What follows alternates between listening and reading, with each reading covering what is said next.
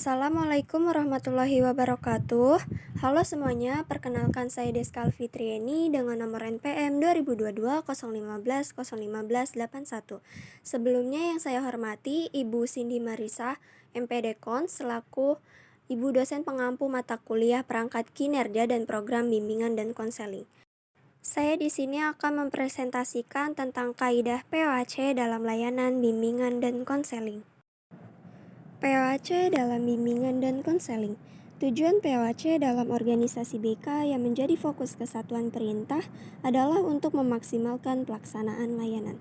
Program bimbingan dan konseling di sekolah adalah sejumlah kegiatan BK yang direncanakan oleh sekolah dan akan dilaksanakan dalam jangka waktu tertentu yang bertujuan untuk menunjang kesuksesan program BK di sekolah, maka konselor perlu menerapkan kaidah POAC dalam kinerjanya.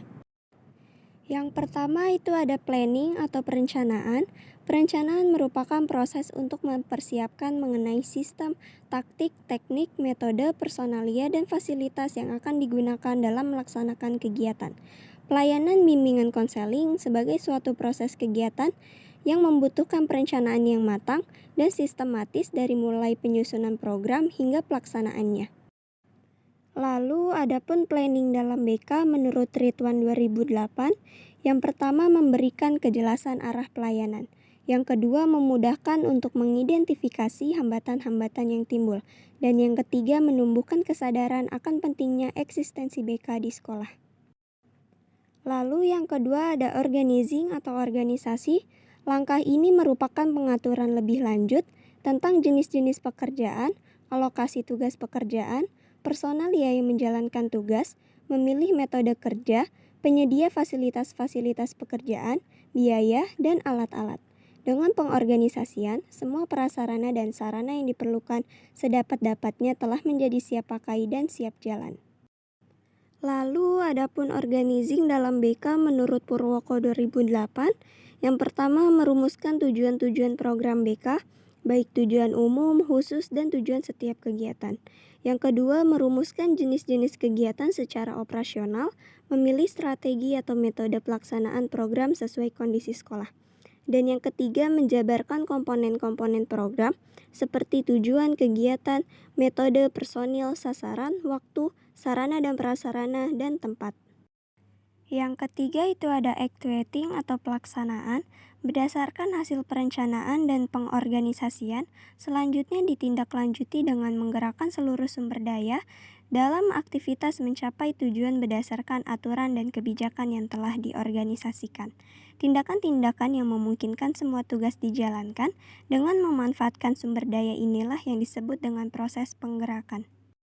Lalu, adapun actuating dalam BK menurut Purwoko 2008, yang pertama mengkoordinasikan sumber-sumber yang diperlukan meliputi personil, sarana dan prasarana, dan waktu. Yang kedua, menyusun instrumen pengukuran keberhasilan pelaksanaan program. Dan yang ketiga, melaksanakan program sesuai rencana program yang telah ditetapkan. Yang keempat itu ada controlling atau penilaian. Implementasi program dalam aktivitas-aktivitas pelayanan BK perlu mendapatkan pengawasan dan penilaian.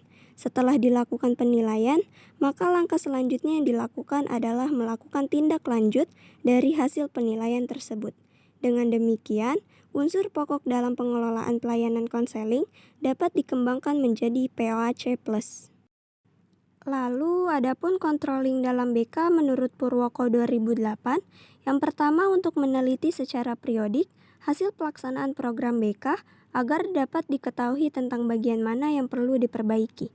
Yang kedua, untuk melengkapi bahan-bahan informasi dan data yang diperlukan guna memberi bantuan kepada siswa agar lebih optimal.